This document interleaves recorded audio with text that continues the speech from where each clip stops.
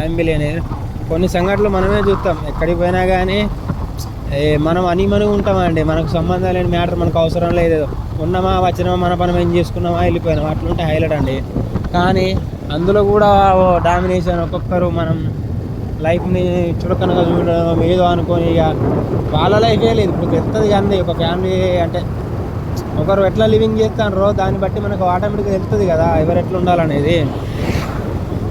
వాళ్ళ లైఫ్లో కొన్ని సంఘటనలు జరుగుతాయి కదా కన్ఫర్మ్. మనం ఏం చేసినా చేయకున్నా కానీ ఆ లివింగ్ నేచర్ డిఫరెంట్ ఉంటుంది. ఎప్పటికీ మనల్ని కాపాడుతూనే ఉంటుంది. మీరు నమ్మినా నమ్మకపోయినది నిజం. కనుక కొన్ని ఫ్యామిలీ కోసం మనం సాక్రిఫైస్ చేయాల్సి ఉంటుందండి.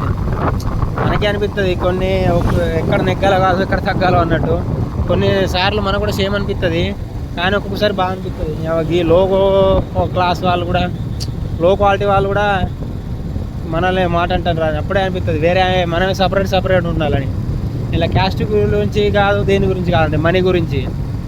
ఇప్పుడు మనకెంతో మనీ ఉంటుంది, వాళ్ళకెంతో మనీ ఉంటుంది. వాళ్ళు మన మనీని అవమానిస్తే మనకు కోపం రాదా? అంతే.